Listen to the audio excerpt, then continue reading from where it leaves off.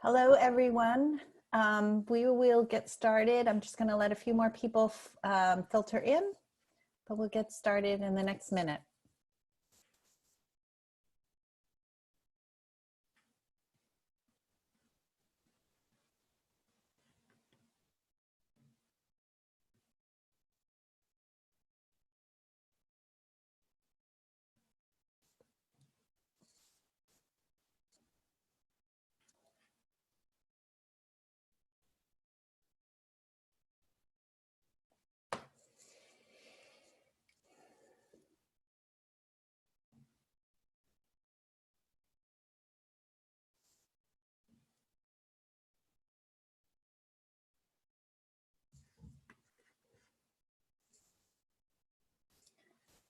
Okay, welcome everyone. Thank you so much for being here. Welcome to the MFA Design for Social Innovation program at the School of Visual Arts. It's day 2 of our virtual thesis show 2020, and we are so excited to have all of you here with us. I'm Mia Osaki. I'm the chair of DSI. I use she, her, hers pronouns. We hope all of you and your communities are staying safe during this time. We had an amazing day of discussions yesterday. I hope you'll join me in congratulating our DSI class of 2020. They've done an incredible job over the last semester and the last year and a half doing their thesis work. This is not your typical thesis show. Normally we're up on stage and the students are presenting their work, but it's not a typical semester. And the students, in all of their passion and insight, wanted to do something different this year because of this. And that's what we do here at DSI. We look at the world and we respond appropriately and we take it into action. So the students wanted to participate and interact. They wanted to engage and propel their thinking with experts in the field and with our communities. So all of you who are attending today. All of us at DSI encourage you to participate, to ask questions, to comment, to join the conversation in our chat, and be a part of shaping this future. And this is all just perfect for our first topic today because it's on community, building blocks of system change. So we've got a great panel of thesis projects. Just some comments on the format. It will be a moderated discussion, but also a conversation. So I know in this virtual world, you have to type in your comments, but we will do our best to incorporate them. And we'll have your questions at the end. So we'll do 10 minutes of introductions to our fantastic DSI thesis students and our moderator, Sloan Leo, today. We'll have 25 minutes of a panel discussion where students will talk about their thesis projects, the theme of today and how it affects their work and what they think about this moving forward. We'll have 10 minutes of dedicated question and answer from you, the audience. So there's a button below in the Zoom window, and you can ask the questions, and Sloan will moderate those. And we'll do 5 minutes of closing statements. I'd love to first thank our community at DSI, our class of 2021, who's up and coming next year to do this thesis work, our staff, Chessa, Indiana, and Gail, for making today very special. We had 4 extraordinary moderators for our panel, so I wanted to thank their participation. Our thesis advisors, Mari Nakano, Esther Kang, Jeff Franklin, Kara Meyer, Allison Cornyn, Natalia Radawal, Archie Lee Coates IV. This guidance that you provide these students is unbelievable, and we thank you for that. And our honorary designer in residence, Sloan Leo, we are so happy to have you as our moderator today. For those of you who haven't yet met Sloan, you're in for a treat. Sloan came in the fall for our global guest lecture class. That was the first time we all met them, and we didn't want to let them go. So they returned as our first designer in residence to initiate this new program at DSI and help to mentor the students and do a series of incredible panel discussions, which actually I think inspired, the format for today. And Sloan will be returning as a thesis advisor in the fall, so we're very excited to announce that. And without further ado, I turn it over to Sloan. Thank you for having me, and really thank you to all of the students. I've learned as much from you as I hope I have shared. I want to share a quick picture to say that this semester really was an opportunity for all of us in the DSI community to think about what does it mean to be in community. And so every session when we had time together, I would start with the question, what does it mean to build community? And what we heard back was that it was about systems, patience, time, and a commitment to showing up. And the projects that you're going to hear about today really exemplify all of those values about being there for each other and then thinking about the next step for your community to be well. There's no way to do today's conversation without acknowledging the presence of the global epidemic, the first in most of our lifetimes. And I think what you see in the presentations and in the work so far is the commitment to community resilience and adaptability. And so we really need to understand that these are pioneering ideas. And I'm excited to have all of the students on today's presentation actually take some time to introduce themselves. And so I guess I'll turn to you, Grace Kwon, to talk a little bit about yourself and your work. Hi, everyone. I'm Grace Kang. I go by she, her, hers. And I'm Grace Kwon, she, her, hers. Both of us are Graces, not related, very Korean, very graceful. So we hope you're gonna have a good time with learning about our thesis. Grace and I come from the impact world, social impact world, very passionate about changing the world. And we started off in impact, and passion can get us so far is what we learned while working in those situations. And our thesis is on philanthropy because we know that we have to learn about the infrastructure, the resources, the people behind the work. And if I were to ask any of you in the audience, like, what comes to mind when you think of philanthropy? Probably the big names, Gates, Bezos, etc. will come up. But we want to challenge that misconception and bias and that image that we have when we equate billionaires to philanthropy. And because we saw that as a problem. That big money creates big impact, actually creates inefficient impact in the making, in the long run, and we're here to share about that. So Grace? The interesting thing is, if you actually look back at our ancestral history, giving has always existed. It evolved from, this intimate act that kind of has been institutionalized by people who really exploited society and the individuals in it. And I think it kind of manifested in this power imbalance where funders and the wealthy actually control how social organizations work. But through all our research, we saw that philanthropy is actually evolving and it's becoming more equity-centered, community-driven, open doors. And all the disruptors in this space are really paving the way for that to become the norm. People like Hallie Lee, Anand Girhadas, Edgar Villanueva, and even you, Sloan, have created alternate scenarios and approaches that really democratizes philanthropy. And I think as social designers, we wanted to acknowledge that this systemic failure actually affects the way impact is being made. And for our thesis, our goal was to find ways where we can really overcome the greed and the expectations and distrust that perpetuates the interests of the 1%, so we can focus on building collaborative partnerships and an ecosystem that humanizes philanthropy.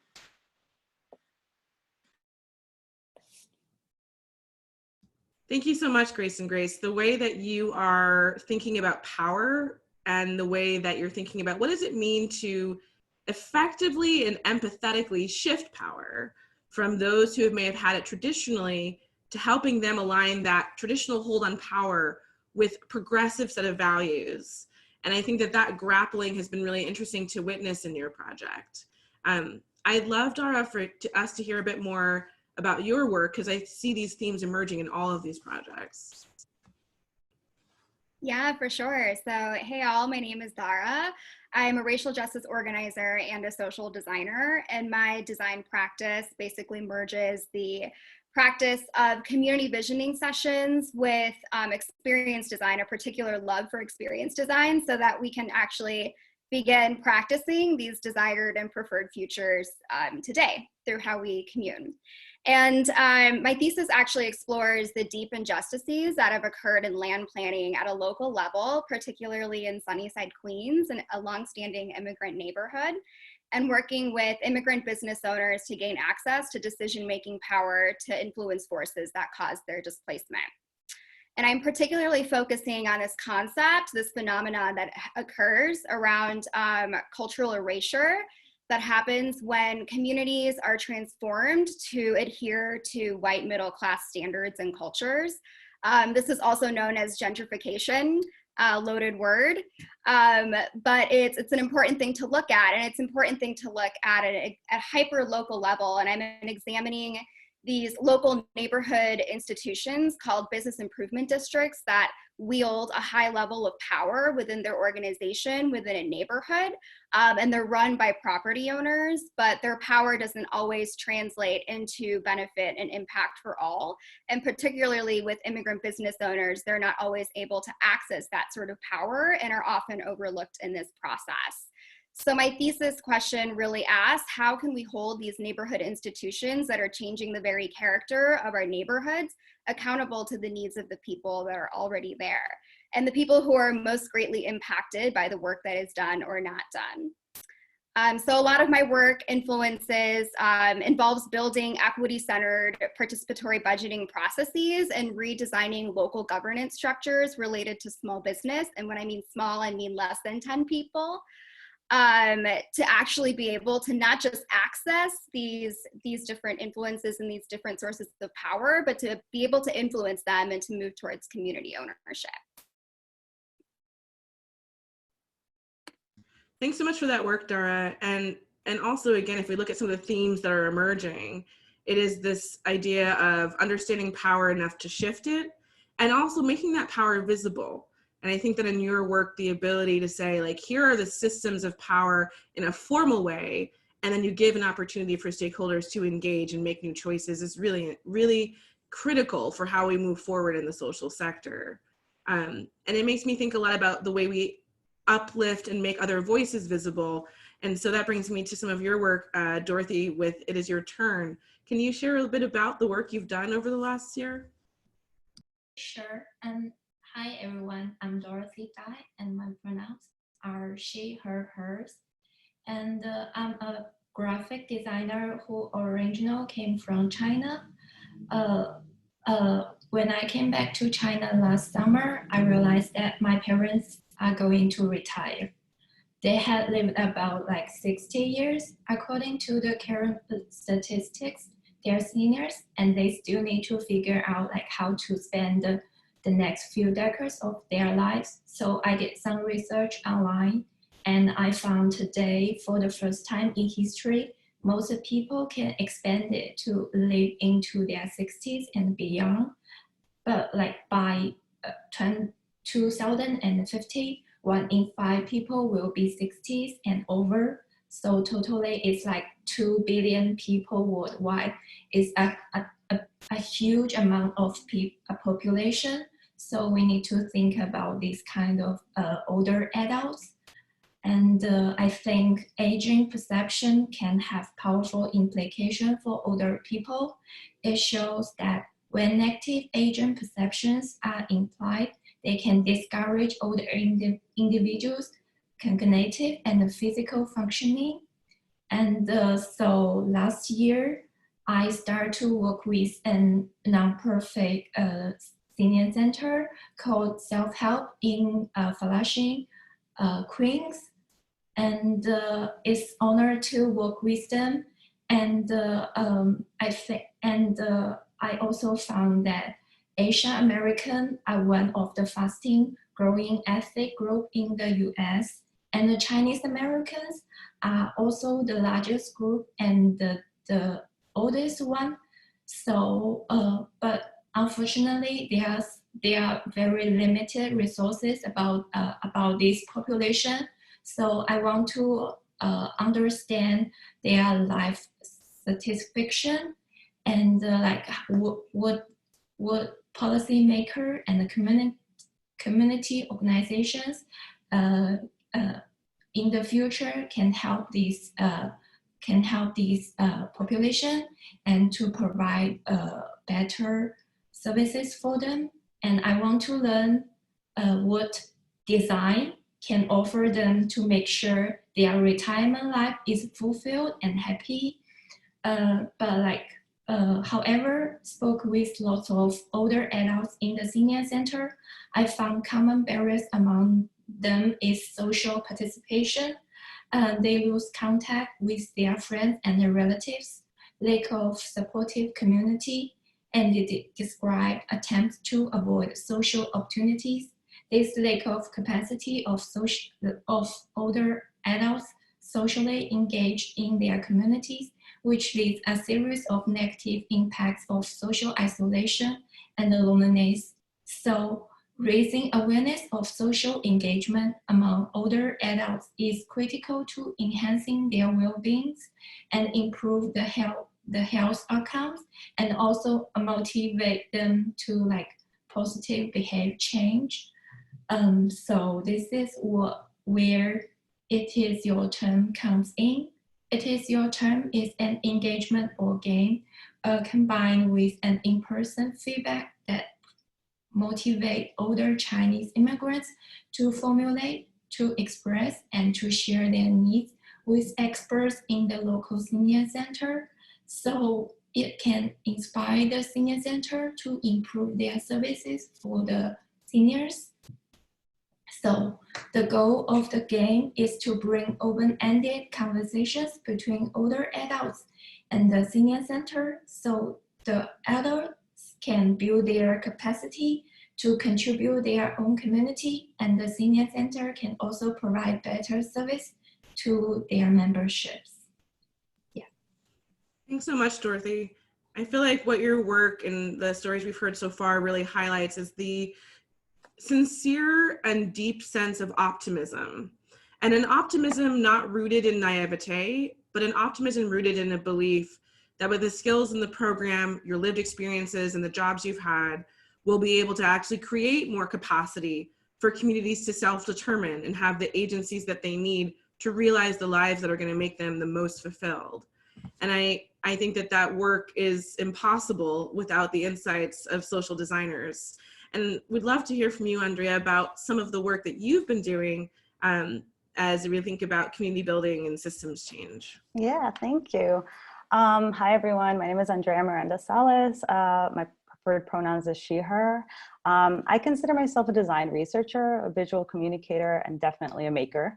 In my practice, I'm working towards equity and economic justice. I think this project in particular allowed me to draw from my own lived experience and my identity as an immigrant coming from a low income background and entering the creative field. I've been predominantly surrounded by people with class privilege when studying and when working in the design field. And I, of course, know that creativity is not just for the privileged. So currently in New York City, we have a staggering income inequality, which impacts immigrants, people of color, and low-income folks most. And there's a large population of immigrants that are going into the service industry, which, as we know, these jobs are often very precarious, although right now they're being recognized as essential, which they are and they should be. But they don't provide a livable wage or health benefits often. So meanwhile, there was countless forums and efforts that called for the creative industry to be more racially diverse. So I knew early on this journey that I wanted to put my efforts in supporting a community on the ground that was actually working towards alternative economic models. So luckily, I was able to partner with my group, which is Custom Collaborative.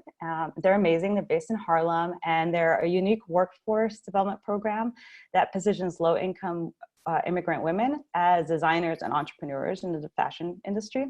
And what's wonderful about them is that they're also an incubator. So they create women-led, worker-owned manufacturing co-ops in New York City.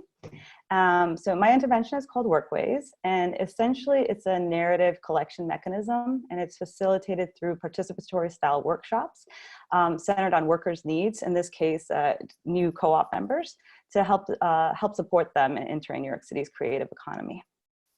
Thank you. Thank you for giving all of us and those of us in the program maybe a little bit more hope. So kudos to all of you for the work that you've done so far and the exciting conversation we'll have over the next half hour or so. So I'd like to start with a question that's, the inquiry really starts with, what does community resilience mean to you? You know, I know that COVID has brought up questions of like resilience in general, But when you think about your practice, if you felt an outcome was a more resilient community, what would that mean? What would that look like in practice? And Grace King, why don't you start us off, and we'll take it from there. Yeah, thank you for the resilience question, because it's really important when it comes to community building. I guess we can kind of state our research process a little bit here. Grace and I worked with two communities. One is a traditional foundation who practices top-down, expert-driven philanthropy. On the other end, we partnered with this radical giving circle who practices collective governance. And for those of you who are not familiar with collective governance, it's everyone in the room has power to say something or have a decision power entity. And seeing the comparative analysis between the two, how they operate, how they talk, how they make decisions, we saw that if you give power to everyone in the room and acknowledge that everyone has some kind of a story, some kind of knowledge from their lived experiences, and give them the torch, that brings so much more love for the work, and also just thinking about the long run. If there's one leader and that one leader's like, no, I can't do this, the whole community collapses. If you give leadership to every individual in the room, it can go for a longer time. And so the resilience aspect comes from collectiveness, comes from co-creating, comes from giving everyone the power to say and participate. So that's our answer. How about you, Dhara? I'm pretty sure you did a lot of with the bids and stuff. I'd love to hear more. Yeah, thanks, Grace. So this is the thing with small businesses, and immigrant-owned small businesses especially. They're stuck in this cycle of what I call survival mode, and I will get into why my name is Thrival mode in a second. But literally, the business owners are stuck week to week, month to month, just trying to make ends meet. And it's hard to have the freedom to imagine what resilience could look like, to imagine yourself going through change and to be able to direct that change when you're in this mode. And I think that a lot of my work tries to break that cycle of survival mode, or at least set the foundations and shift power towards people who are in this mode, to be able to begin to start to have that freedom to be able to imagine change within community, and to think about, because it is such a communal process too. It's not just individual, it's community. And that's why this is called Thrival mode. How do we get from surviving to a place where we can thrive and stay thriving? And how can we together in community imagine alternate futures? And not everyone has that freedom today. So a lot of this work in Thesis was building that foundation to be able to become a resilient community. And in the process of building that foundation, we're building relationships, we're strengthening trust. And all of this is an act of resilience and a way to practice resilience in the future, when we trust each other and build relationships with each other and can support each other. I love that statement around trust building is the micro piece of resilience, right? Is that the smallest do-over relationship is two people. So how do you build trust there that then leads out to a community that's much more resilient? And Dhara, you said something else that I want to open up for the group, which is this idea of vision setting. So there's so many things to be sad about right now, and heartbroken about, and guilt-ridden about. And that said, there's also a need to help build the capacity of the communities we are dedicated to dream more. So my question to you, and maybe we'll start with you, Dorothy, is that if you had unlimited resources and unlimited time, how would your project have been different? Is there something that you would have hoped to try that maybe just couldn't come to fruition this round, but that feels like it would have been a really important exploration? Yeah, sure. I wanted to say that it's very important to understand each individuals, and also I think the most important thing is to be empathetic, because I'm working with the older adults. They are very different to the young generations. they mainly focus on very physical stuff, and they have limited resources. So I need like if I have the superpower to provide them, I wanted to like create some very approachable way for them to communicate with their communities, and also to their relatives and their friends. Because I just focused on the community building for the last year, but I also wanted to explore more about like how they can build closer relationships with their families and friends, and how they can contribute their knowledge, their skills, and their experience to our society and our communities, and also how they can impact our society, and to like build a better like future. And I also think that everyone are going to be old, and I wish that everyone of all ages, all genders, and all nationalities in old or future old, they can like the young generations, they can inspire from their grandparents, and they can like inspire them to do more better work for their for the next generation. So I think that this is very important for us. I think it is really important, Dorothy. And actually, my grandmother, Annie Beatrice, who turns 97 this summer, said to me last week, she says, you know, you have to remember, you're old for a lot longer than you're young. And it was a good reminder about the way we pace this game.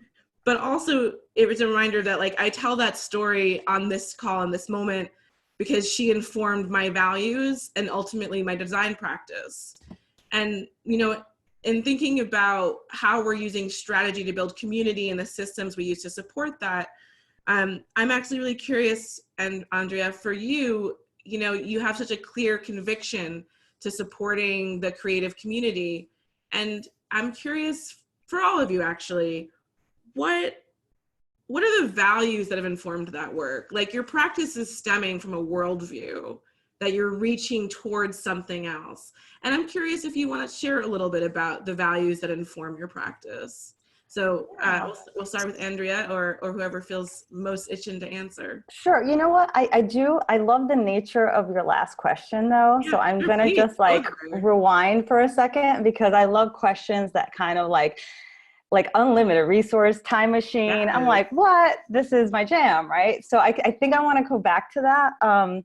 I think that given a time machine and unlimited resources, I would have loved to have explored like makerspace models that are completely centered on like the creative and entrepreneurial like needs of immigrant communities, really targeted, really kind of like, and I think, and if it could have embraced like cooperative work culture as well in there, that would have been great, like somewhat like part makerspace, part, I don't know, economic solidarity hub or something like that, you know? And I just wonder what that space would have looked like, even if it was just a prototype of that. I feel like I keep going back and I'm like, oh, I should have tried that. And I also would have liked to have done more conversations, like big gatherings and conversations. I think that I love conversing, and I think that a lot of things get really sort of highlighted when you have conversations with groups of people that usually don't converse. So I think I would have liked to do that. I would have liked to do like sort of exploratory conversations around design with maybe like a lens of like, through the lens of like labor and class and privilege, you know? And I think having that, I now see that there was like an opening for that. And I think, yeah, if there was a time machine, I think I would have kind of went there a little more and been a little bolder. Yeah, so, and I think as far as my values, I mean, I think I do feel convicted. It's funny that you said that word, because I feel convicted. I feel that equity is really like centers me. I think that is kind of where I'm going with my practice. I think that giving people opportunities and space is really kind of what is needed in this world. And I think hearing people, really, really deeply listening to people is just, it's kind of where I'm at right now in my practice, as simple as that may be, but it's very hard to do in practice. It really is, because sometimes you think, oh, well, you just kind of run with your own ideas or something. But if you really just sit and listen to people, I think, yeah, that's kind of what I'm trying to practice right now. Yeah, I think it's beautiful. The focus that the practice invites right now feels very important to acknowledge in the kind of arc of how all of our crafts develop. And one of the things that I've been just trying to spend time being witness for is what's coming to me, what's emerging in my practice during the crisis we are in. So originally, as a community design strategist, it's like, I think gathering is essential, but we can't gather. So it's giving me the opportunity actually to ask a whole new set of how might we's. And Yes. I'm curious for all of you, what else, like what's coming up in this very new context that is exciting in your practice, despite the excitement being catalyzed by a pandemic? I think open to everyone. I think kind of riffing off of the time machine question, I think a lot of us, this crisis specifically for philanthropy has really showed like all the cracks in the system and how vulnerable we are. And I think the biggest insight for me and for Grace as well, I hope, was that, systems can change and organizations can adapt. Early on, we heard so many people tell us that like, we can't change this because this is just, it works for us, like structures can't change. And, since COVID, all of a sudden, like everyone's like being super radical. They're adopting and leveraging different approaches to really interact with their grantees, to build relationships that have never been built before. So I think the question is now, like, how do we keep that momentum going? I think, just knowing how much historical groundwork is built into philanthropy and that vicious cycle of the wealthy kind of controlling how nonprofits work and operate. People are now understanding and realizing that we need to combat that, and we need to do something about it, because that there is no way we can continue. We're doing our work with that system in place. So I think kind of what I have, a personal question for me is like, I wonder if we could go back in time, like what would this look like if that vicious cycle never existed, or what would it look like if all giving communities united and worked together to fund and support social justice? Yeah, if I can just add to that, like we knew nothing about philanthropy going in. We were just like kind of selfish in a way, because as social designers, we need to get funding if we want to do our projects, right? But if we don't know the enemy, we can't fight it. So like, what does this complex system look like was our question. And we went in and we thought, oh my God, there's so much history, there's so much power going on, only the rich can do it. But no, there's already existing historical context and communities who have been doing collective giving for generations. And looking at Korean culture, like women from like 100 years ago, 200 years ago have come together to share food, take care of their neighbors' babies. Giving doesn't have to be treasures or time. It could literally be ties. They call it the 5 T's in the giving circle world. Treasure time is like the basic, but there's ties, testimonies, and also, I forgot the last T, but 5 T's about relationships, because it's the human capital that really goes in the long run. How do you support that person? How do you support their dreams, but also co-create the idea of living together and kind of like redefine that as giving as well? So yeah. I love that. I love the enthusiasm also. And I think we have a couple of questions coming in that feel like a good way to tie this together. We have one question coming in from an anonymous attendee. How do you describe community building in societies who don't use the terms or believe in the concept? And I think it's a really good question, because a part of this context for this work is that a lot of us are doing work in the US.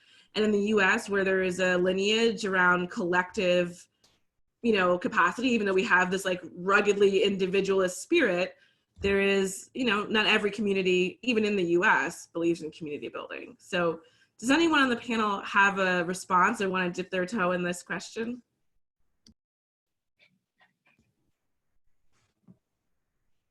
Dhara, I see you. That's a tough one. It is. I think, I mean, in my work, I work with a lot of folks who, like, I work in an immigrant community, and I'm a daughter of an immigrant family. Mhm. And I think that the art and the act of building community is actually practicing what decolonization is like. And when it comes to building community with people that, I don't know, part of it is like, you got to meet people where they're at. Like, if they're not interested in building community and building, like, if they don't value community is one of my core values. Like, if they don't value community, like, I can't make you value that. But I think it's interesting because we need to know how to relate to everyone.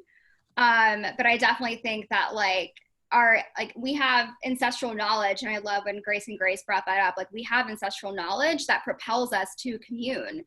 And I don't know. I think that if people don't want to commune, I'm kind of like, you do you, like, sorry.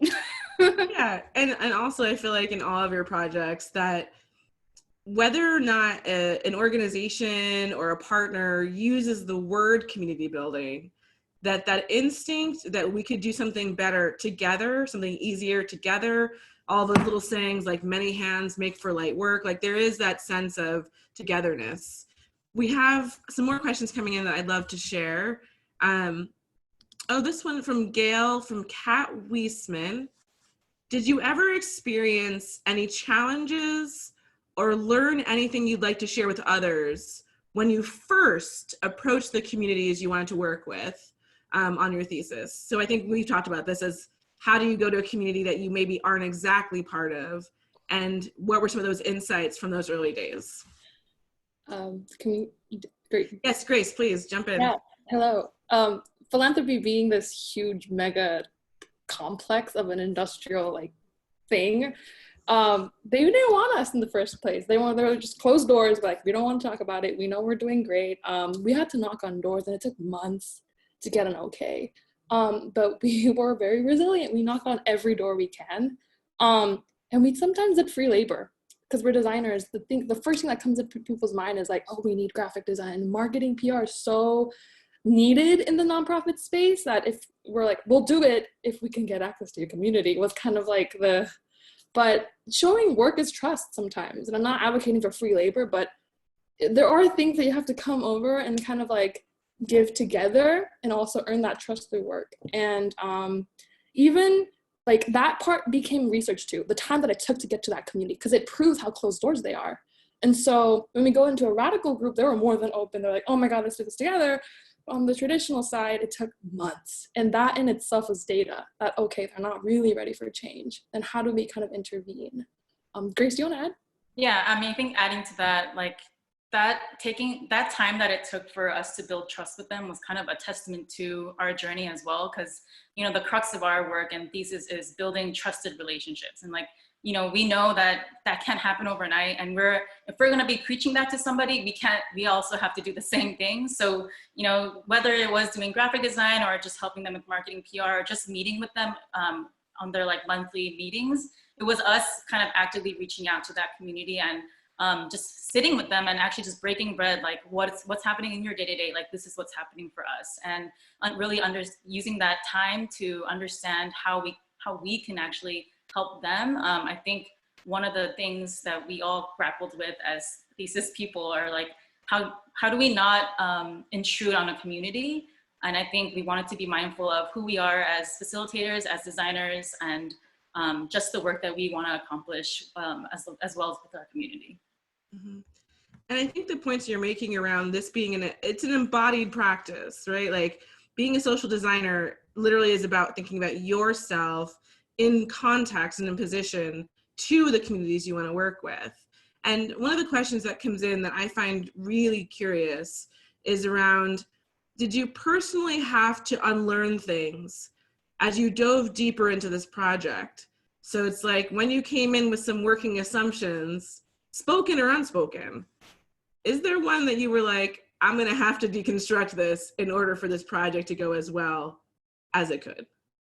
Dhara, go ahead. Although I want to open it up to Andrea and Dorothy if you all want to answer this, because I've already answered. I'm so sorry, but I missed the question. My internet was a little down and I missed what you said, Yeah, Sloan. no, I'll repeat it for you. I was saying that there's a lot of work that has been done on the self, a lot of reflective work that has been done in these projects and in the process of the projects. And the panelists, there was a question that came in, did you personally have to unlearn things as you dove deeper into this project? So what maybe assumptions or internal models did you have that you had to confront and maybe make some decisions around?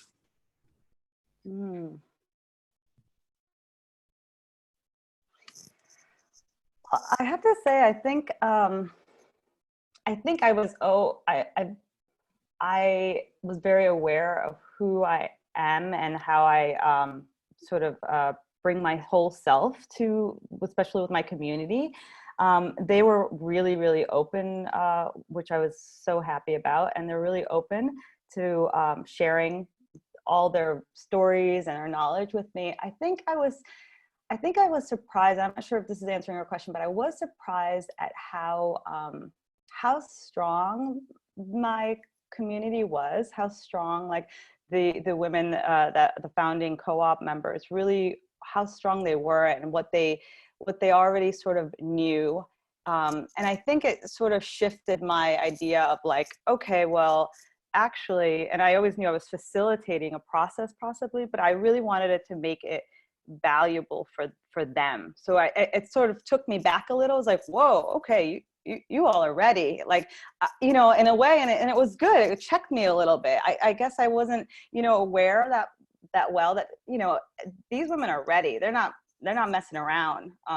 And so it took me, I had to take a step back and go, oh, hold on, I can't waste your time. Not that I was planning to, but it really made me check myself in that sense. And I'm glad for that, because I had to make, you know, the end was a toolkit that really was to help them and to really focus them and to really not waste their time. And so there was a little bit of that I had to kind of take back, and I'm still processing that. I'm still processing what that means for myself. But yeah, it was a good check for me. I think it's good to have those places where there's a level of unexpected honesty. And I think one of the kind of unspokens in a lot of the work of your projects and in the rest of the cohort is that power and worth are different things. And so while an organization or a community may not have power in the sense that they can get a policy passed, get the building they want in those ways, but their worthiness is inherent. And I think that's something that you have all shared and hold. So I appreciate that. You know, one of the questions that's come in is about ethics. And there is an intimacy to this work. So let's explore this, right? So what role has ethics played in your thinking and your work? So like, I think about that question as like, what are the moments when you were like, is this okay?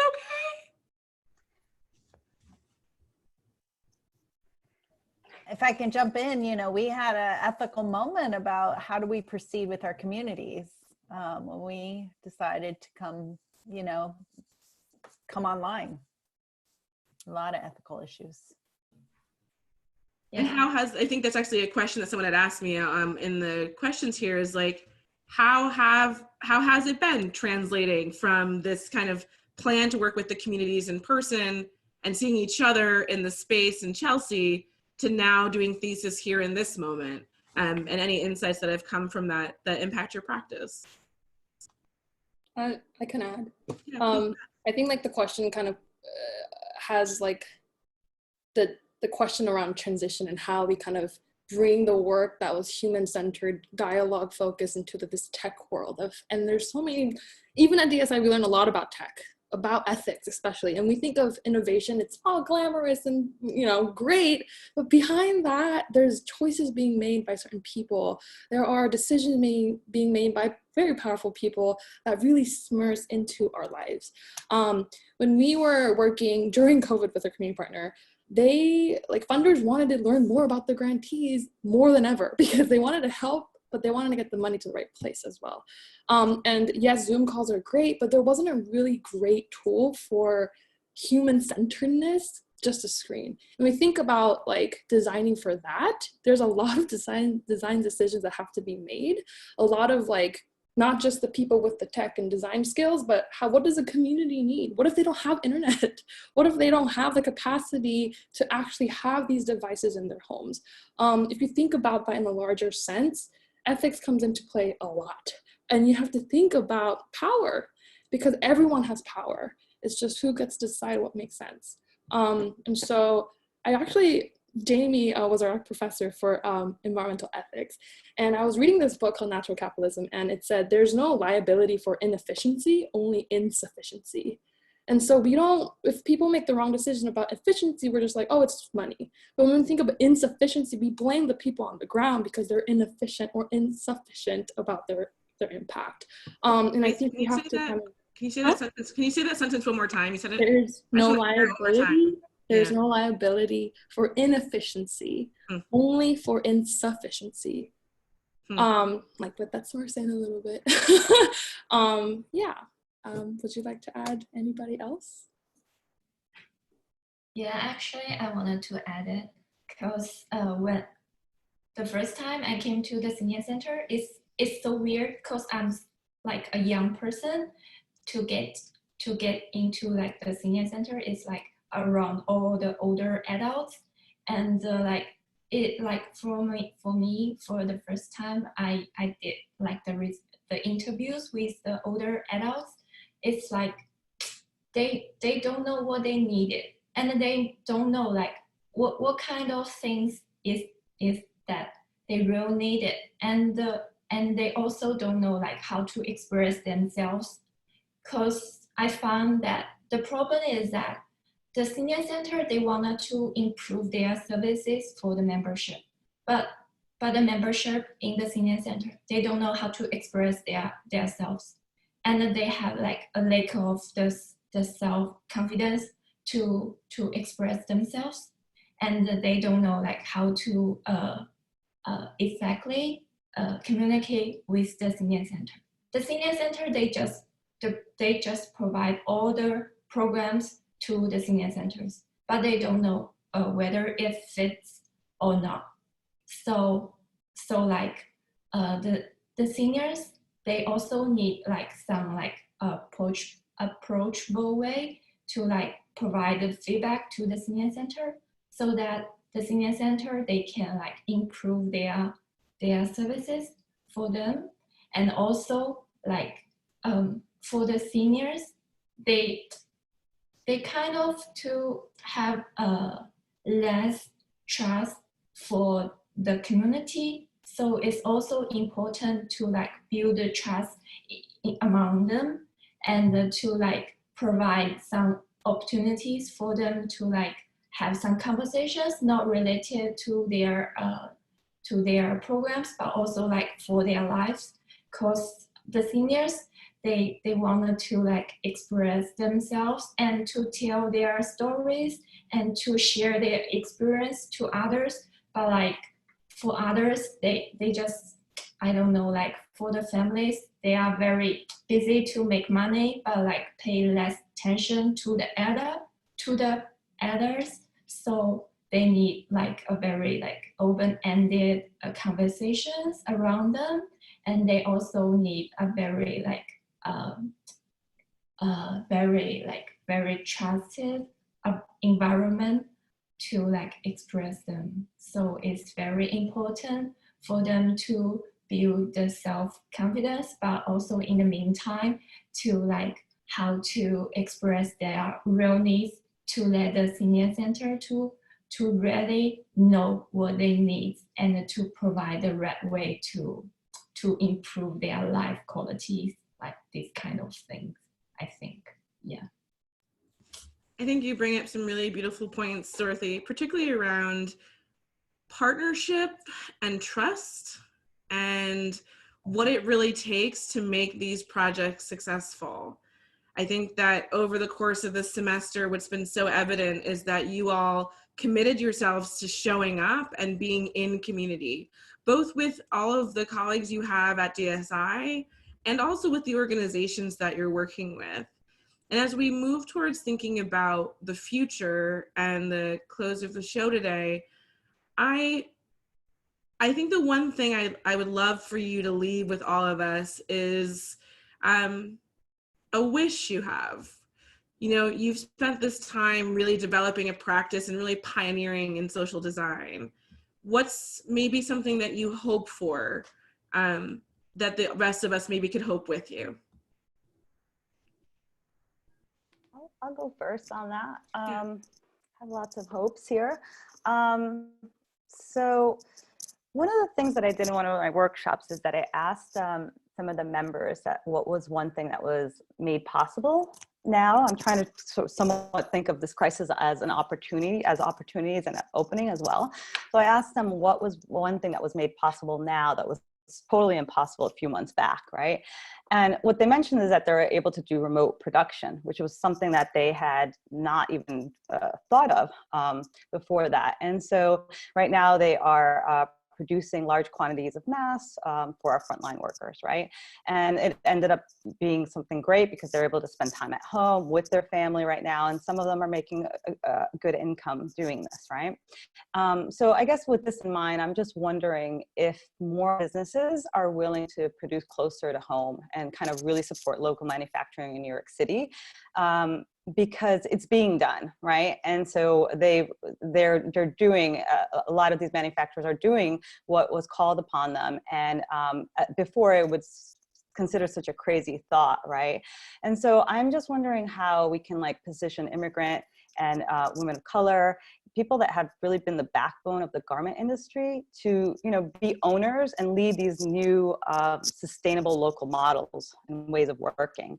So you know, again, I'm kind of keeping optimistic and reframing this crisis as an opportunity. And I really think that ultimately like a shift in mindset is really gonna help create the systemic change that we need for this economy to really kind of value all people. And so my hope is that we start valuing all people. And kind of jumping off of that, I think for me, I mean, definitely a lot of hopes, especially now, like I think philanthropy has a huge role to play, especially during this crisis. And I think now that, you know, the lockdowns have been extended and we all don't know what's gonna happen, I like one wish for me and personally, and also for the philanthropic space is kind of having a stronger focus on resilience. It's kind of unfortunate that it took this situation to actually bring us to that point, but I know like there are changes being made, you know, there are resilient funds and new radical approaches that are happening, but it shouldn't just be a checkbox. We shouldn't be saying like, yeah, I marked all these things out and I did it, we're great, but it should just be the norm and people should understand that.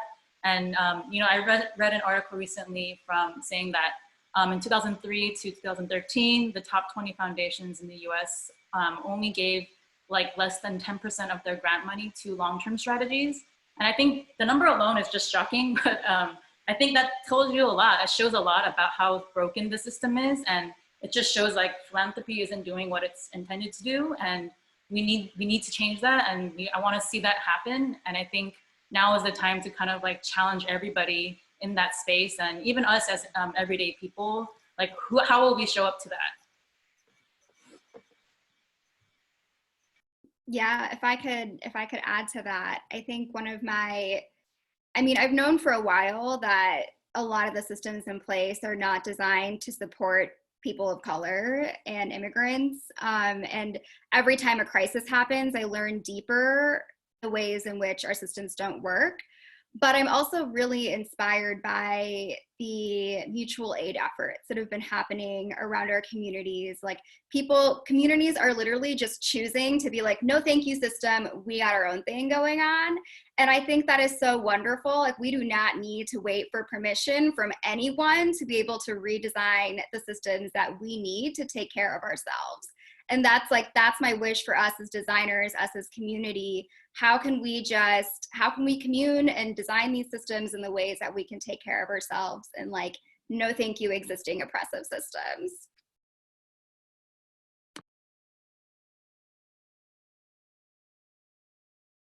I give that all of the snaps, all of the snaps. And did we hear from everyone? I feel like, Dorothy, did we hear from you on this? Okay, I wanted to add something because Yeah.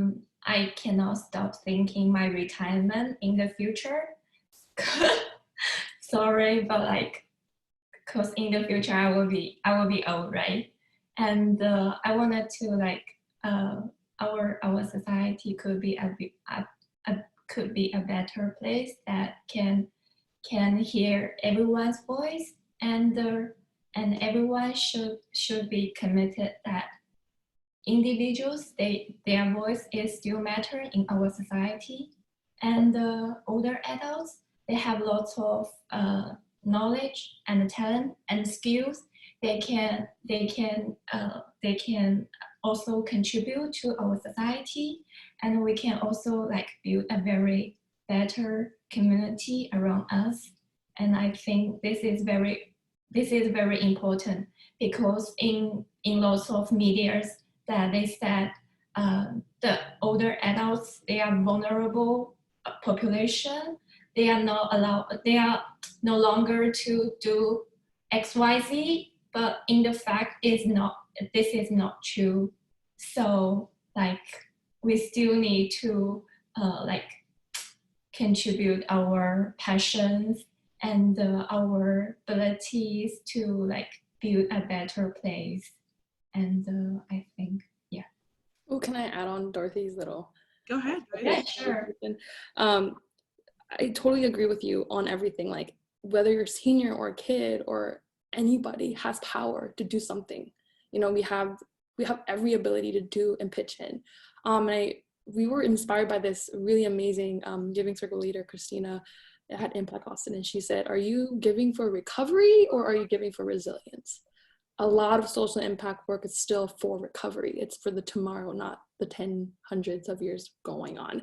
I think asking that and reframing the two R's, is it recovery or is it resilience, will kind of guide us through what we're working for, what we're funding, what we're creating, and etc. And so, yeah. I love that frame of the R's, from recovery to resilience. And I'll share with our audience what I've shared with all of you many times before, which is that the conversation we had today would have been impossible 10 years ago, and even 5 years ago, unlikely.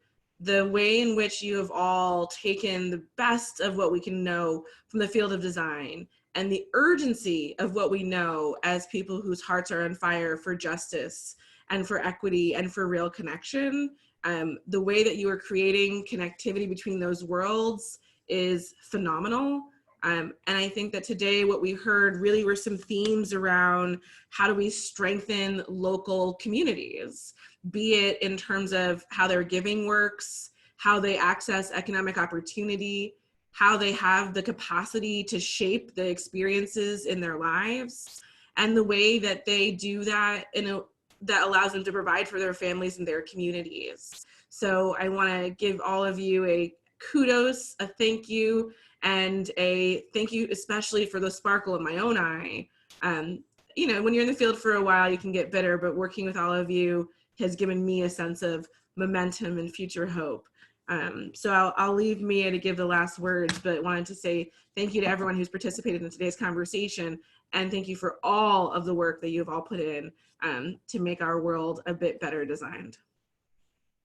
Thank you so much. What an incredible panel today. And to our audience, thank you for your participation. There was so much activity. I know we didn't get to all the questions, but we will find a way to let the students respond on our website. So we can post some of the questions and get their input and put that up for you. So I hope what you've seen is the capabilities of what it means to be a social designer. It's about building relationships and the conditions to address our broken system, as Grace Kang mentioned. These systems have been designed so we can redesign them, as Dhara stated, with resilience. Thank you, Grace Kwon, for reminding us.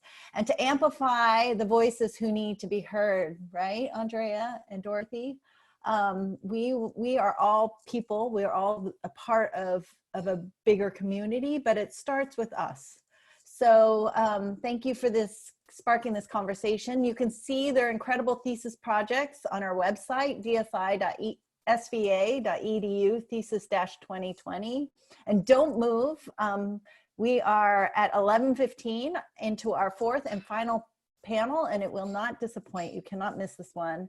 The incredible Karen Proctor, a social innovation leader, is moderating, and the topic is accessibility and information exchange, which for anonymous attendee who was asking about breaking down the term community to make it more accessible, that will happen in the next conversation. So tell a friend, invite others to come. If you haven't RSVP'd, you can go to our website, dsi.sva.edu,